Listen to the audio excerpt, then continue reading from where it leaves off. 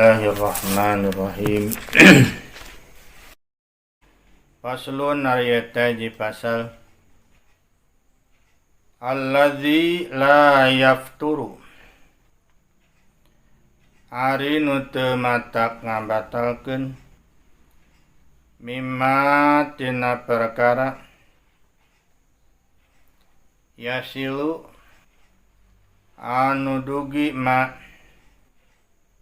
ilal jaupi kana beteung sab'atu afrodin eta aya 7 macam ma perkara yasilu anu nepi ma ilal jaupi ka jero beteung binisyanin kalawan poho au jahlin atawa teu apal au ikrohin atawa dipaksa wa bijiryani roiqin sareng ku ngaberjalankeun ciduh bima ku perkara baina asnanihi nu antara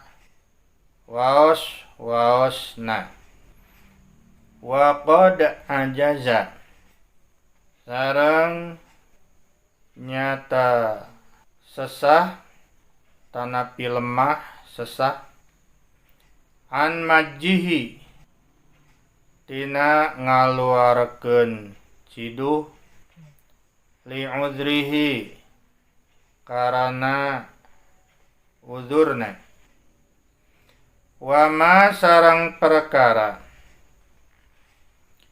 wasola anu dugi ma ila jaupi kana beteung wakana sarang buktos ma gubaro toriqin eta kebul jalan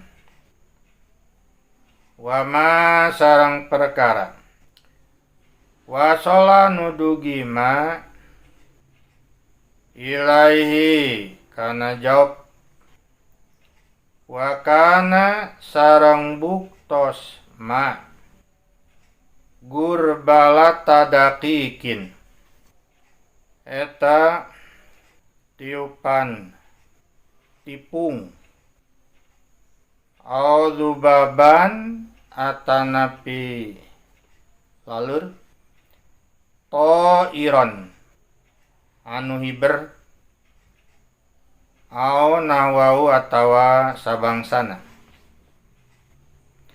Taya pasal netelakeun tentang hal-hal anu teu matak batal. Maksudna teu matak ngabatalkeun puasa. Kulantaran aya nu asup kana jero beteung. Faslun alladzi la yafturu atanapi la yuftiru mimma yasilu ilal jaupi ari anu teu matak ngabatalkeun lantaran aya nu asup kana jero beteung ayat 7 tayeu mah teu matak batal sahabat nu afrodin cenah ayat 7 macam ma yasilu ilal jaupi binisyanin au jahlin au ikrohin sesuatu anu asup kana beteung kulantaran poho tuh. Ari karena poho mah teu matak batal sok sanajan misalna urang ngaleueut dugi KCF sagelas teu matak batal eta mah.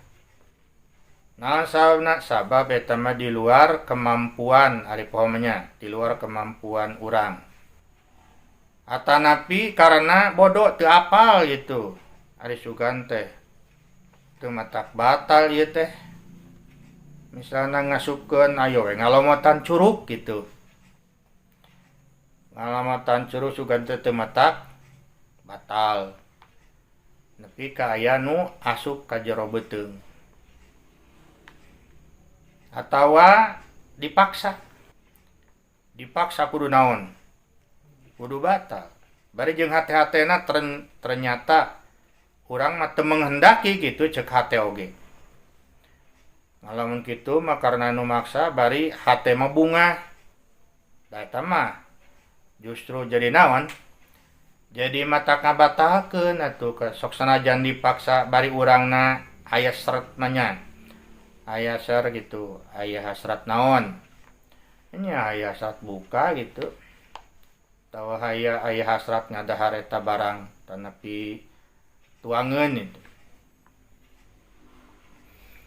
Wa bijiriani roiqin bima baina asnanihi wa qad ajaza min an majjihi li udrihi.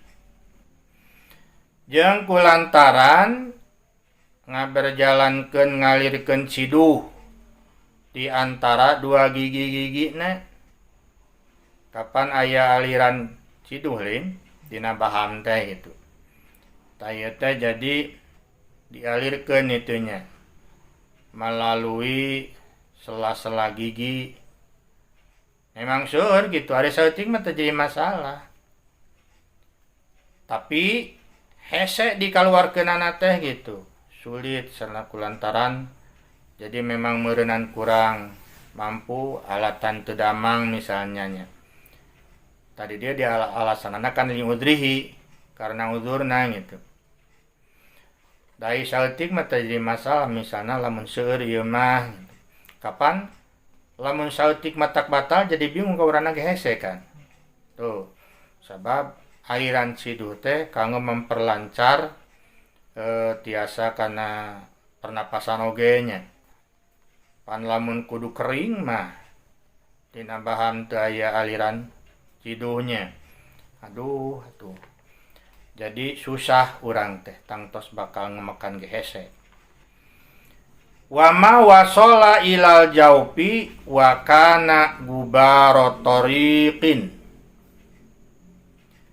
Jeung alatan aya nu asup kana beuteung teh sapertikeun peledug jalan. Tuh, kebul jalan gitu. Pan eta di luar kemampuan urang atau sami.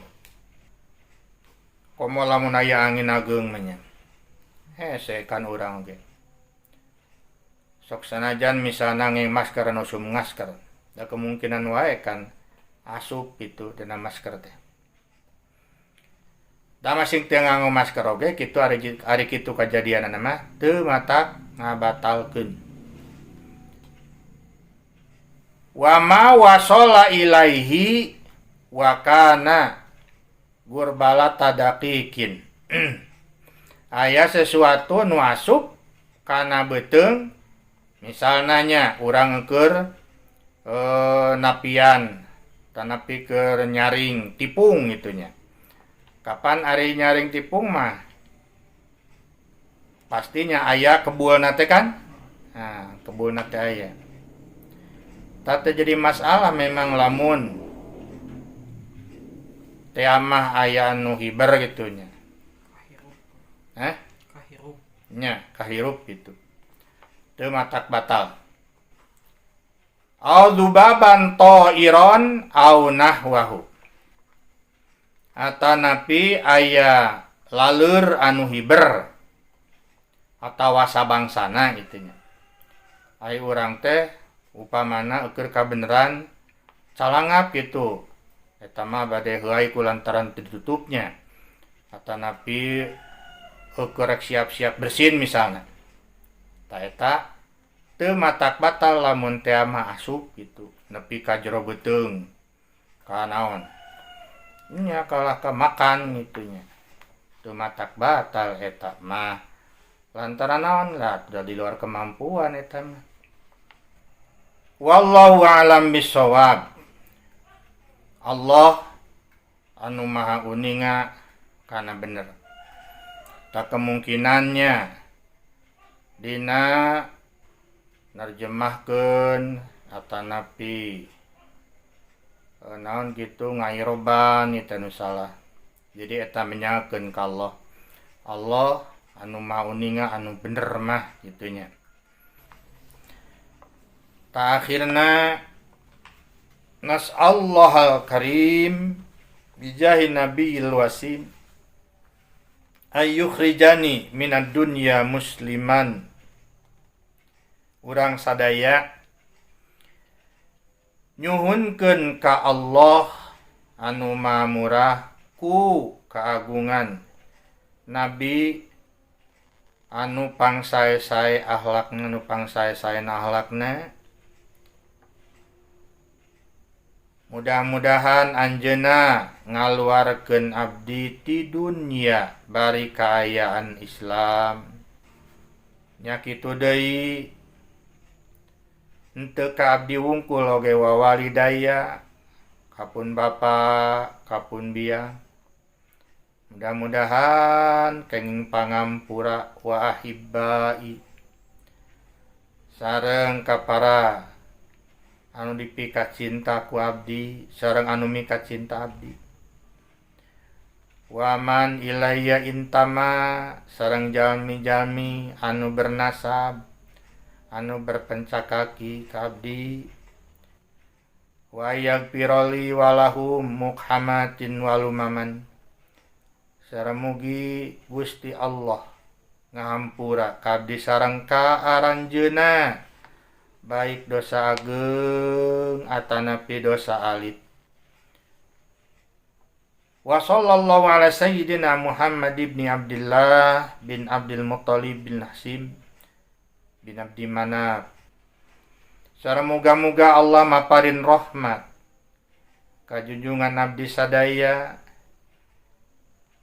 nyaeta Nabi Muhammad putra Abdullah, Abdullah putra Abdul Muttalib, Abdul Muttalib putra Hasim, Hasim putra Abdul Manaf, nyaeta kakasih Allah, utusan Allah kasadayana makhluk, nyaeta Rasul anu jadi pembebas ngabebaskeun tina alam kegelapan kana alam cemerlang. Kakasih Allah anu jadi pembuka oge penutup sadaya para nabi. Sareng nya kitu deui ka kulawargina para sahabatna sadayana pokona mah. Mudah-mudahan ngaluarkeun barikayan Islam sareng ngahampura kana sagala rupi kasalahan baik kasalahan leutik kata Nabi Ageng. Walhamdulillahi rabbil alamin. Sagala puji kagungan Allah Pangeran anu ngurus sadaya alam. Alhamdulillah tamat, yang mudah-mudahan aya manfaat. Wallahu a'lam bishawab.